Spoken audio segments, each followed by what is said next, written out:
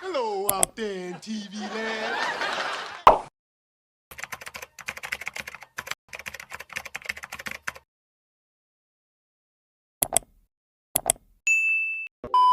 Do y'all remember that time Moesha turned into an episode of To Catch a Predator? Let's get into it. So the episode starts off with our girl Moesha letting us know that she's not a child through the form of poetry. I'm a child of invention, but I'm not a child. Then we cut over to the Mitchell's residence where Dee is having a prep for teacher conference meeting at the house because you know she's the vice principal at the school that Moesha attends. Anywho, our girl Octavia Spencer is here for some reason. Shout out to her. Now we're in the living room where Moesha comes down the stairs looking real cute, and you know Frank and his haircut got a problem with that. He immediately starts pressing her about where she's going, looking like that with her tube top and long black pants is on. This is when Moesha reveals to him that Kim hooked her up on a blind date just as the doorbell rings. Behind the door is that one black dude that be and stuff, and Moesha assumes that this grown man is the date that Kim set her up with, and she's excited about it. Then Kim shows up looking fabulous as usual, and she tells Moesha that their dates are outside. This causes Moesha to turn to that one black dude that be and stuff, and she says to him, "If that's my date, then who are you?" This is when Dee walks in and she explains that his name is Channing Lawrence and that he will be taking over for the photography teacher who's out on maternity leave. Then Dee tells Channing, "Come on, let's go introduce you to some of your new colleagues," and before he leaves the room, he makes it a point to turn to Moesha and say, "It was a pleasure meeting you, Then she tells him her name. It was a pleasure meeting you, Moesha. Moesha. Now before we go any farther, let's get into these ages. Our girl Moesha is 17 in this episode. I know this for a fact because she doesn't turn 18 until an episode titled Independence Day. Now let's focus on Channing. Even though he looks every bit of 27 to 30, I'ma assume that he's between the ages of 21 to 25 for this episode. Keep that in mind. Jumping back into the episode, this is how Moesha and Kim are left looking when Channing leaves the room. So you could tell by their facial expressions that they think this man is Denzel Washington in Training They Find. He looks damn good to them. I need to get me some apples. Now we're at school and students who aren't even supposed to be in Channing's class are packed in the classroom because everybody wants to see this new fine ass teacher. Dee literally has to come in and tell them that if this class isn't on their schedule, then detention will be. You know this is not your class either. Come on. Then Channing comes in, and while he's addressing the class, Moesha is looking at him with hearts in her eyes, so it's obvious to see that she's feeling this grown man that's her teacher. I can't judge her because I definitely had a crush or two on a couple of teachers back in my day, so I'm just gonna shut up. Anyways, Channing then tells the class to call him by his first name because Mr. Lawrence is his daddy, and this is when Niecy says, "Ooh, can I call you daddy?"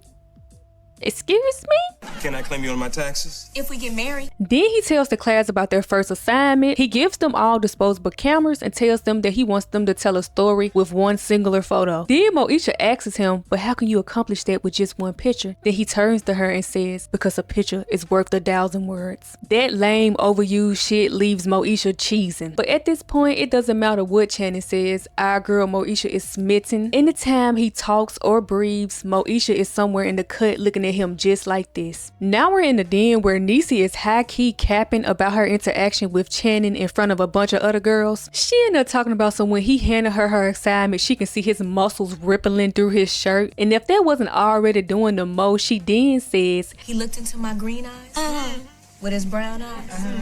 And together, girl, we made hazel. "Girl." But sadly, I've been there before. While Niecy is still doing the absolute most, Moesha decides to take a picture of her. Then she says she has the perfect photo for her assignment. She's gonna title it Desperate Women. Kim butts in and says, "Well, Mo, you should take a picture of yourself because I saw the way you was looking at him at your house the other night." Moesha says, "I wasn't looking at him," and Kim, "Please, he's a teacher." Then Channing, the topic of conversation, shows up and he bypasses every adult in the room to walk up to a table of teenage girls and ask them if they have a jump because he's having car troubles. And of course, Moesha gladly offers up her services. Then weirdly, somehow a teenage Moesha ends up in the car by herself with grown ass Channing driving him to the photo exhibit he was on his way to. They started talking about parents and how they always feel the right to voice their opinions because they raised you. And Moesha, who's trying her hardest not to be viewed as a child, especially in front of Channing, says, "Oh, so if you buy me a meal, you could tell me how to eat it. And Channing says, well, if they see you eating that meal with your bare hands, they may feel obligated to give you a knife and a fork. Then Moesha, who's trying to sound mature and overly sophisticated for Channing, says, why? I mean, it doesn't matter if I eat with my hands, my toes, or if I put my face in the plate of life, as long as it's what I want to do. And of course, Channing, who thinks it's okay to get a ride from a teenage girl who parents don't know anything about it, is really moved by the whole put my face in the plate of life thing. He tells Moesha, go on, girl. That's quite an image. Then Moesha says, you use pictures, Channing. I use words. Then she looks over at him and something passes between this teenage girl and this grown ass man, and I'm uncomfortable, but I gotta keep telling the story. Child, not only are there now disturbing vibes between Moesha and Channing, he then invites her inside of the art gallery that he's having his photo exhibited. Sir, what are you doing? Now we're at school the next day and rumors of Channing and Moesha going out are floating around the school. Yes, you heard me right. Rumors of a 17-year-old Moesha going out with her teacher are floating around the school and no one is taking it serious. And surprisingly, Frank and his haircut are nowhere in the mix, but he be paying attention to everything else. Frank, this is when we need you the most. Kim and Niecy start pressing Moesha about what happened between her and Channing. Niecy even calls her Mrs. Channing. Is that not a crazy ass rumor to be circulating around the school? Is it just me? Then Moesha tells Kim and Niecy, will y'all stop? How many times do I have to tell you that nothing happened? Then Kim asks her nothing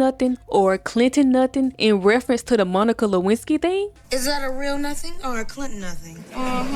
And if that wasn't already a crazy reference for a group of teenage girls with the audience that is most likely made up of teenage girls, then Niecy calls Moesha Molita, I guess in reference to Lolita, the movie and novel about a man's inappropriate obsession with a young girl. So consciously the writers know what they're doing, they just think it's funny, I guess. Then Channing comes into the classroom and he hands the class their graded assignment. Moesha obviously thought that her and Channing shared a very special moment because her picture was her face in a plate of food, but he gave her a C stating that it was a nice attempt, but it was kind of muddled. And I'm putting my face in the plate of life. No, Mo, you're putting your face in a plate of mashed potatoes and gravy.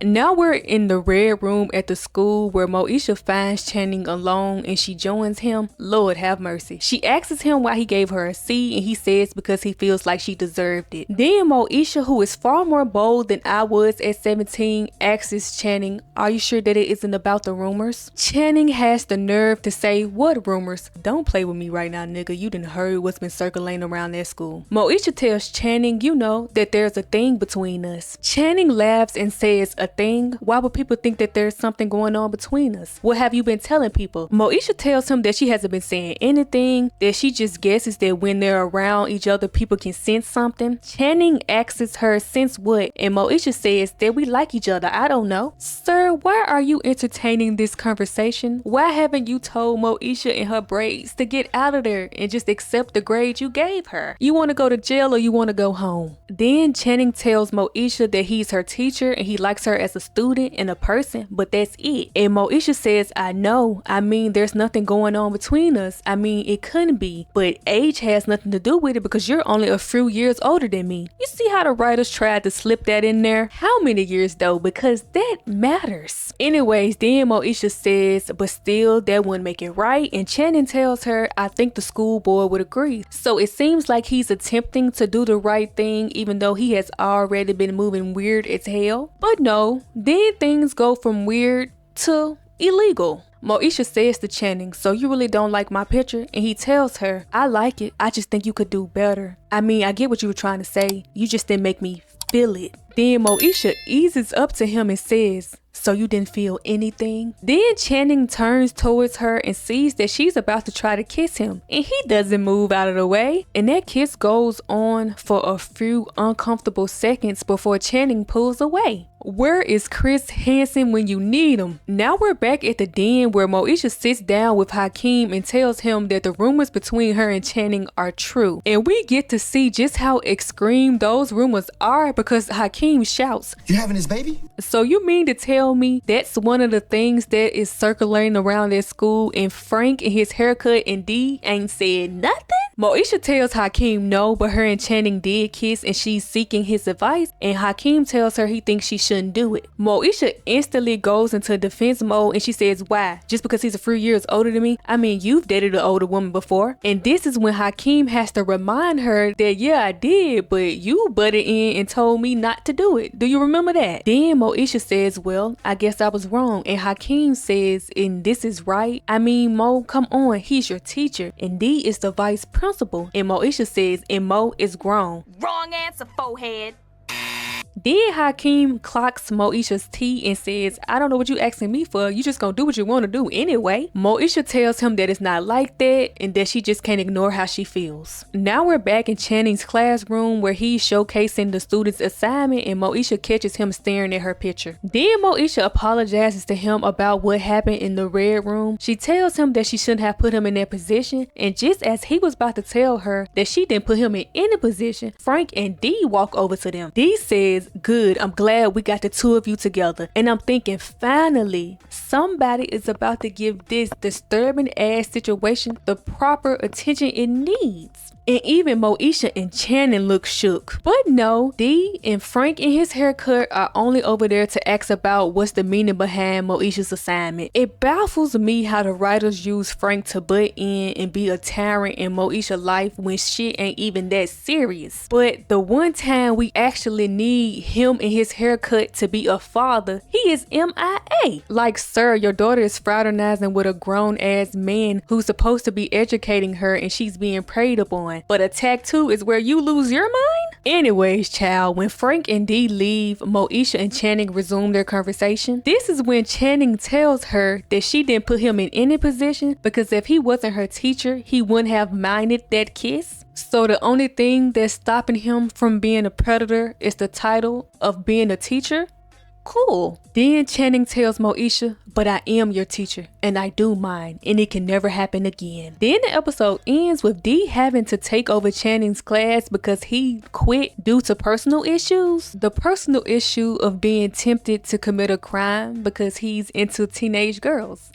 Yeah, now this is typically where I would wrap the video up, but no, the Moesha writers weren't done with terrorizing us with that storyline because they bring Channing back. Moesha runs into him on the day of her 18th birthday party a few episodes later and she invites him to it. And she makes it very clear to him that she is now 18. Hey, did I mention that I was turning 18? And of course, Channing shows up to that party with a big ass smile on his face. I mean, Moesha is 18 now and his nasty ass sees that as free game. And Moesha and Channing actually end up going out on an official date, but that episode ends with them deciding that it's not going to work out because Moesha is an 18-year-old girl who still lives with her parents and still has to answer to them, and they can't even kiss without having to peep and check if her parents are watching. Shocking. Moesha is one of my favorite TV shows, and I always say that nobody can ever make me hate Moesha because it holds a special place in my heart. Because I remember it was about 2011 that So Raven had ended and there were really no TV shows with black girls as the main character. And I remember I was about 12 years old and I was laying in the bed. It was a school night and it was about 2 o'clock in the morning and all I hear is Mo to the E to the Mo to the, and that was the first time I had ever seen or heard of that TV show, and it changed my life. So Moesha is forever in my heart, but I have no idea what was the point of the whole Channing thing. Now, I'm not saying that every TV show is supposed to be educational and set an example, but if you're a TV show that's aimed at teenage girls, because who was watching Moesha in 1998 besides teenage girls, right? Correct me if I was wrong. I wasn't born until 1999. I wasn't out there in 1998, but I believe that Moesha was aimed at teenage girls. So what they did with that topic in that episode was crazy. I don't know where they was going with that. I don't know what they was doing with that. I'm always confused when it comes to these two episodes, Teacher and Independence Day, even though Independence Day is my favorite episode, like I said, but that's only because I get to see Marilyn Santana. But other than that, I don't know what don't know where they were going with this one. But I guess maybe it was a lesson in that, because things like that do happen and the person never gets caught. And you know, when it comes to young black girls, people love to throw that F word at them. And I hate that F word when it comes to young black girls in situations like this. I hate that F word. I think y'all know what F word I'm talking about. Fast. I hate that word when it comes to young black girls in situations like this, because I believe it's so easy for people to look at Moesha and be like, well, she was flirting with him and yada yada. But I firmly believe that no teenage girl or teenage boy can tempt an adult that wasn't already into teenagers. I don't blame the child in this situation at all. Like, when it comes to that episode, it was fake, it was fictional, but if this was a real life situation and Moesha was a real life girl, I don't blame her at all, because it was up to Channing to look at her and say, leave me alone, little girl. How hard is that, you know? Well, anyways, I'm getting sidetracked, but I feel like maybe there was a lesson in this episode, because like I said, things like this happen in real life and sometimes people don't get caught. Like, I heard about the 90s, you know, I was barely there. Like I always say, I was born in 1999, so I was barely there. But I heard about Brandy allegedly, I'm gonna say allegedly, being 16 and she was dating one of the Boyz II Men members, One Ye. And I think if I can find it, I'll put it in here. But there's an interview where they were asking him how old Brandy was when he first started dating her. And I believe he said she was old enough to get it. Nah. See, we did the thing. We did the thing when she was like 16, 17, around that time, you know. You was so you was still a boy too. You had I wasn't old. I wasn't too like yet. 38 years old, nothing like that. I was old enough to. She was old enough to get it. That's sick. Allegedly, I wasn't there. I don't know nothing about nothing. But that's crazy. Yeah, that's crazy. But like I said, I think if you're gonna take a topic like this, you should do it right. You should do it right. Now I'm confused.